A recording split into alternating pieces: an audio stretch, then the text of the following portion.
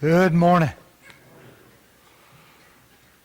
Let's say that you were taken somewhere to the far stretches of Africa, way out in the wilderness somewhere, and you were told where you could be rescued.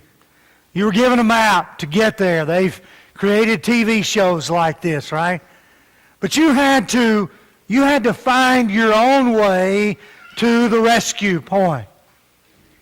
You were dropped off with nothing. That's up to you to save yourself. Given a map, maybe a survival tool or two, and you had an extraction point or a rescue point. That would be a rare case, a rare scenario where, in my mind, the adrenaline would kick in, all of the things that God has created, the survival techniques within us to be able to get to this point in order to save ourselves.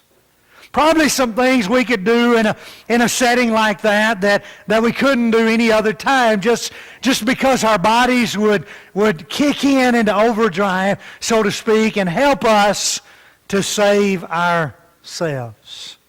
That wouldn't be a desired situation to be in, but nonetheless, it would be one that if we adequately applied ourselves to, we could probably get out of. A lot of things would have to happen for us, and a lot of things would have to work in our favor in order for us to do that. And thankfully, none of us have been carried to the far reaches of Africa and dropped off to try to tackle this mission this morning. We're all sitting in the comfortable peace of our own homes and our own surroundings and our own communities. And thus, it brings me to this thought. Far too many people are trying to save themselves. You want to get to the rescue point. You want to get to the point at which you can be lifted out of this misery and taken to safety. You want to get to the point to where you can be released, freed, no longer have the bondage and the burden. Far too many people are walking in life in a very comfortable, in a very satisfied manner, proclaiming to have the power to save themselves. You know, as I read the answers from God, I realize this morning that God always answers, doesn't He? Job's been begging for an answer. Job has clung to his innocence. Job has explained to his friends that he doesn't deserve any of this. Job has declared that he is right. He's walking through in misery, as it were, claiming, in my mind, as I go back and look at it deeper, to have saved himself. It's almost as though he's gotten to the extraction point all alone. I would have loved to have had my wife, but she was a miserable comforter. I would have loved to have had you three friends to help me, but y'all were miserable comforters. And so I just went on this journey all by myself. God has taken me out to the far reaches of the wilderness of Africa. And along the way, I've met you folks, and you haven't helped me any. And so I've just been marching on my own. And I've reached the rescue point all by myself. Along the way, begging for God to intervene, to respond, to explain, and He wouldn't do it. Until finally in chapter 38, and what Jeff read as we began our worship this morning, in Job 38, he said, out of the whirlwind, God did, I don't know if God manifested this dust storm, if you will, in the midst of this desert. If God took this circling of dust, as we call a whirlwind, sometimes it happens with leaves this particular time of year.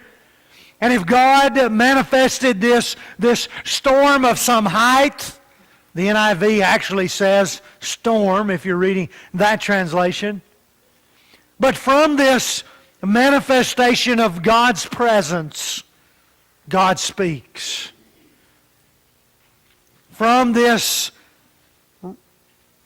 miraculous, divine, supernatural occurrence upon which God wishes to answer. Isn't it the case oftentimes that, we just wish God would make this big scene, God, I want an answer. I want an answer, and I want it now, and would you just make this big scene? I mean, just go all out. Pomp and circumstance, lights and cameras, smoke and fire, just make it big. Oftentimes we're looking for that, and yet God is giving answers in some subtle ways. I don't know that this whirlwind had any violence to it or any kind of destructive nature to it. It just seems to me that it appeared, God used it, and then it kind of went away. But God speaks from this whirlwind on two different occasions. In chapter 38, beginning in verse 1, dropping down to verse 3, God says to Job, dress for action. Dress like a man. Get ready. The original Hebrew is that idea found in your King James Version, to gird up your loins. Put your big boy pants on and let's go.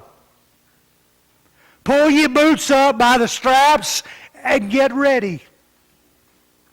God is saying to Job, there is about to be a response here, and you're going to need to be in action. Because here's what's about to happen. God says, Job, I'm going to put you on the stand, and I'm going to ask you questions. For 31 chapters, if you take off the first two, for 29 chapters, up until the point that Elihu speaks. So from chapter 3 to chapter 31, Job is in this cycle of questions, and his friends are in these cycle of questions. And now God says, okay, Job, it's your turn. Let me ask you some questions. Can you save yourself? Can you defend yourself? Can you get yourself off of trial? Because I'm about to put you on trial.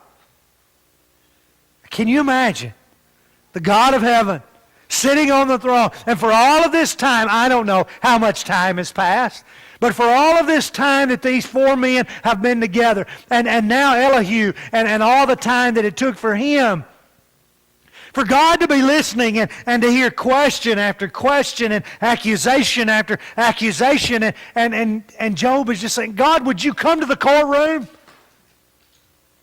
We've got you on trial here. God, are you going to appear to defend yourself? And finally, God appears and he says, I want to call my first witness to the stand, and his name is Job. Whoa, wait a minute. Wait a minute. You don't understand, God. I was inviting you to the courtroom. We're ready to call you to the stand, God. Let's see if you can explain all of this and save yourself, God. God says, No, Job, you're going to go to the stand, and let's see if you can save yourself. You've made all these claims. You've made all these accusations. You've put forth all of this innocence. Let's see, can you get yourself out of this? Can you save yourself? Job gives a very brief response to, and basically the first speech of God, chapter 38, chapter 39, is just God saying, here's who I am. As Jeff continued reading this morning, Job, where were you when I spoke the world into existence? Job, where were you when I pushed the depths of the sea down with my fist and created craters in the bottom of the ocean? Job, where were you when I reached down and grabbed some particles of dirt and pulled them up, some to 10,000 feet, some to 12,000 feet, some high peaks that I just lifted out of the... Job, where were you? Job, do you know how the birds fly? Do you know how that happens when they flap their wings? Do you know that their wings are specifically created? Where were you? Job begins to get the point. He begins to realize, hey, that's right.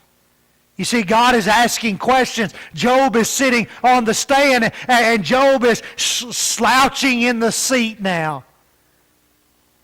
And he's going, man, can I get just a little bit lower so maybe he won't see me? Maybe this ledge right here, I could just slide down and hide in under it.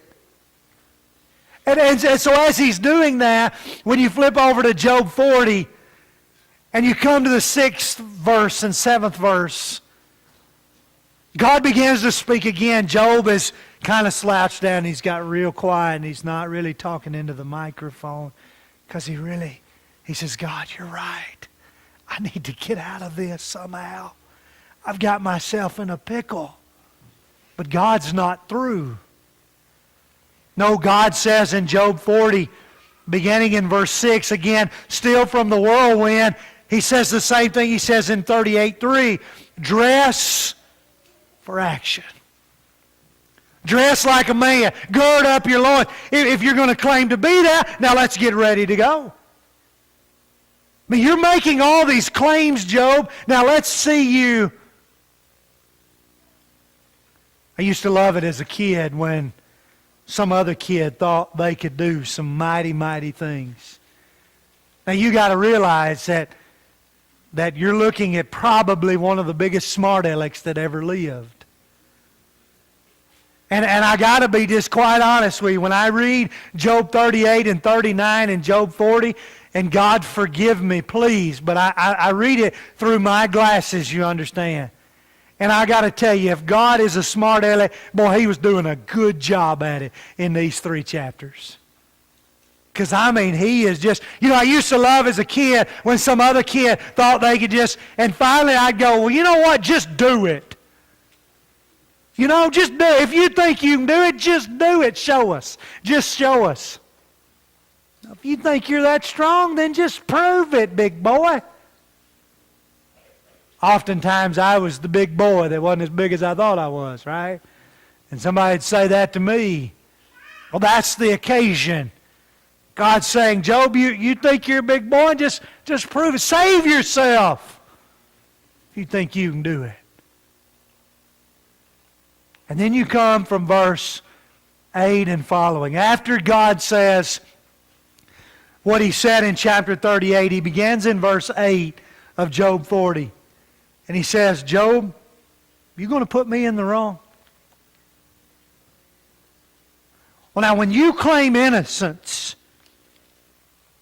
by your innocence, you're putting guilt on me.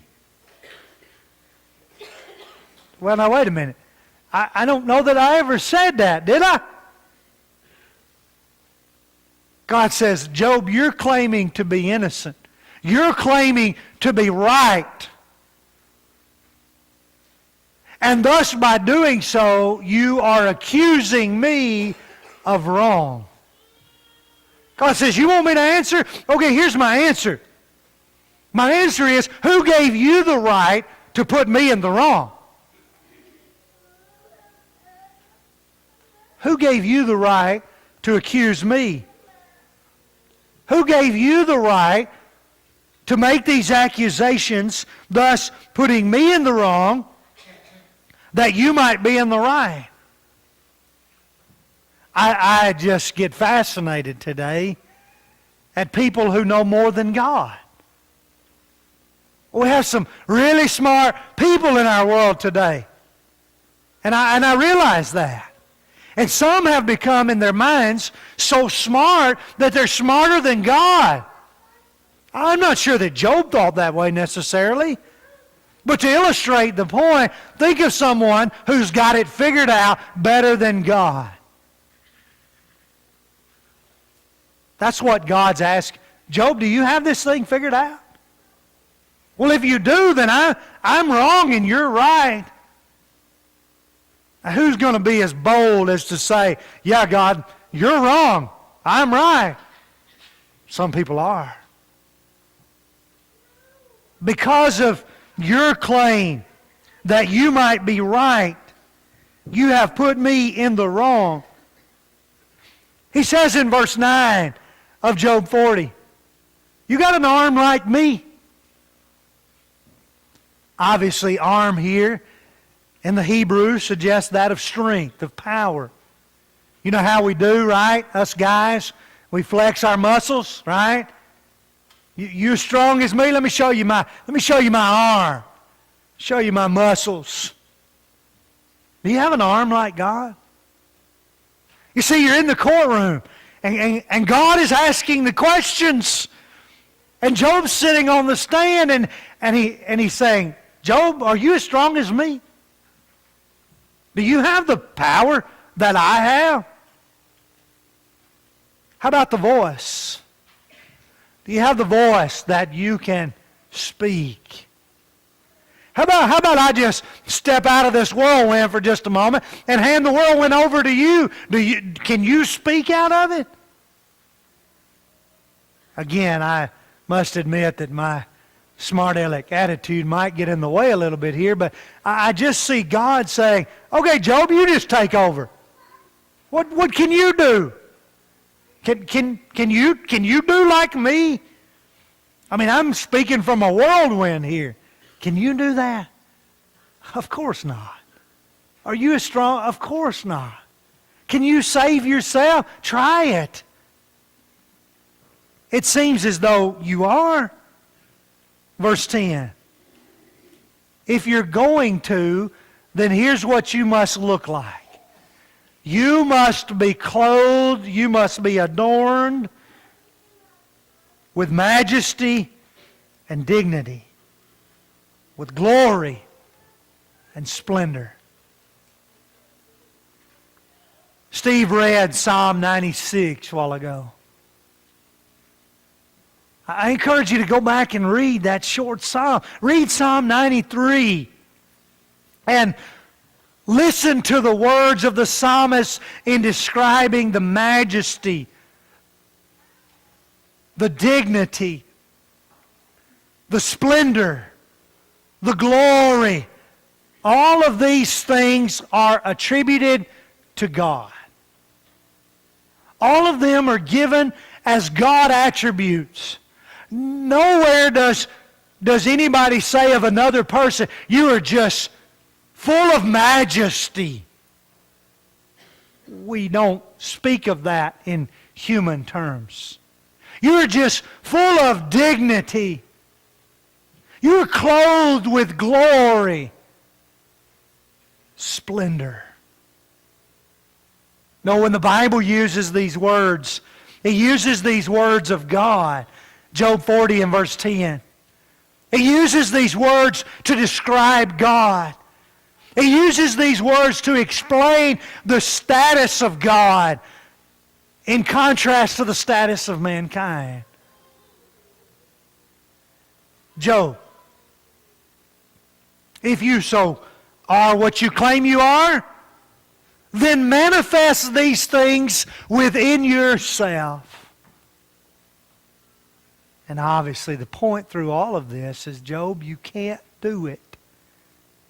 And as the speech goes on, and as God gives His answer, and as God asks question after question, this is what Job has been looking for. This is what he's been longing for. This is what he's wanted, at least he thought so. And God's given him what he wants. And He's saying, can you save yourself?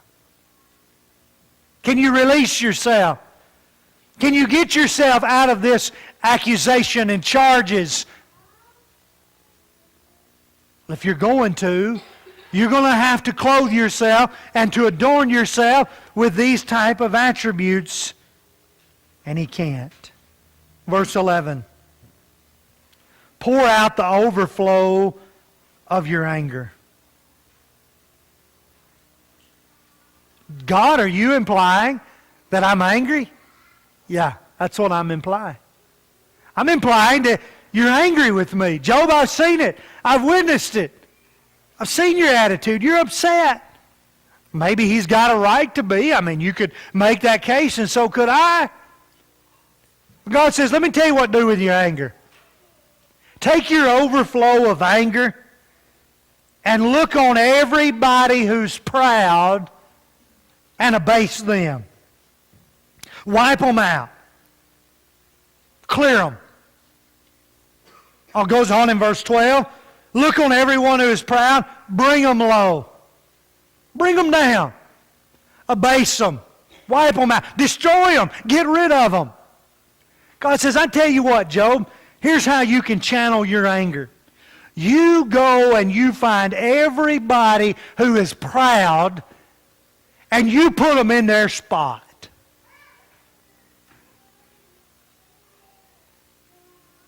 Pretty tall order to ask, isn't it? What do you think God might be implying about Job? Job, have you convinced yourself that you can save yourself? I don't need God. After all, He wasn't here when I really did need Him, so why would I need Him now? I got this. I can do this on my own. I can get out of this. I'll make it to the rescue point by myself. You know what you call that? You call that pride. I don't need to depend on anybody else. Me, myself, and Irene, we'll do this. I tell you what you do, Job. You go find those who are proud and you abase them. You go find those who are proud, verse 12, and he just keeps pushing him. And you bring them low. And you bring them down so low that they're where the wicked are. You bring them down so low, look at verse 13, you hide them in the dust. You hide them in the dust. Bind their faces in the world below. Put them in the grave. Put them in their final resting place. That's where the proud need to go. People who think they can do it by themselves. Job, do you have that power? Can you do that? Can you research the proud and put them in their final resting place? Just kill them. Obviously, God is being the perfect lawyer in the courtroom by pointing Job back into his own life. By causing Job to recognize the fallibility, the failure, the error, the gaps in his own trial.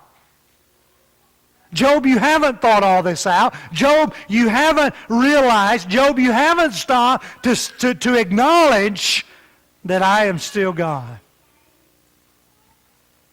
For if you had, maybe you wouldn't have made these accusations. But I tell you what, Job, God says, I want to be fair in all this, so here's the deal.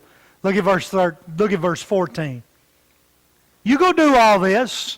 You accomplish all this, and then, don't miss the first word of verse 14, then I will acknowledge. Then I will acknowledge to you that your own right hand saved you. When you can explain to me how the world was formed, when you can explain to me how the sea got deep and the mountains got tall and the birds can fly, When you go out and get all the proud and bring them to their final resting place, when you can honestly put me in the wrong and you in the right, when you can answer my questions, and when you get finished with all of this, then I will acknowledge to you that your own right hand saved you. Just go ahead. Save yourself. And by this time, I don't even see the hair on the top of Job's head over that ledge. He's so slumped far down in the seat that you can't even see him. Because now he's come to realize, Job, you can't save yourself. Job, you're not in the right here. Job, these accusations are not justifiable. You see, Job, you have made some false judgments. And you're not the first person that's done it, and you won't be the last, because humans make poor judgments all the time. We've all done it.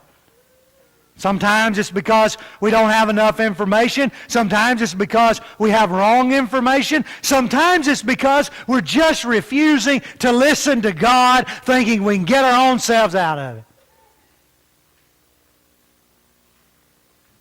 I'll just save myself. No, you can't do that. It won't work. What you need to do, Job, is you need to stop and acknowledge God and accept the power to save that God offers, and Job does that. And God restores him.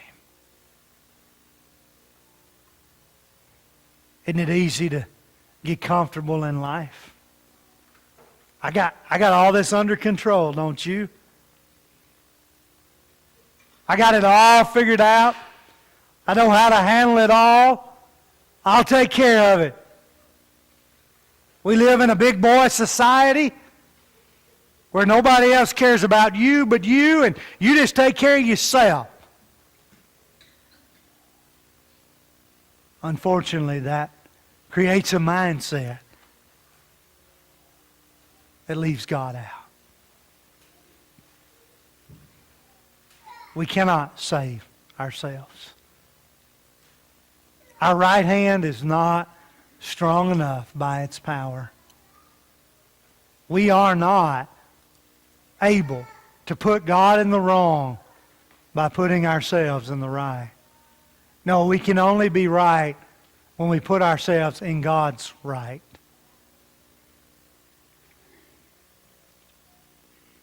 The song is, burdens are lifted at Calvary. In the far reaches of Africa, trying to save yourself.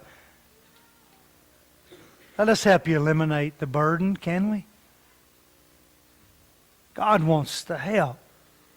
God wants to save. God wants to rescue. God wants to answer.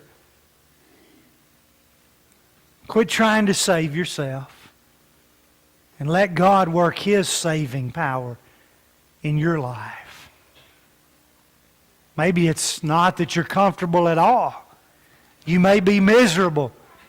And I'm not convinced that misery is not a good thing when it causes us to realize the God of comfort, the God of peace. It might just be that misery is because you know this morning you're headed to a devil's hell. You can't save yourself from that place. Let God help you. Would you come right now as we stand and sing?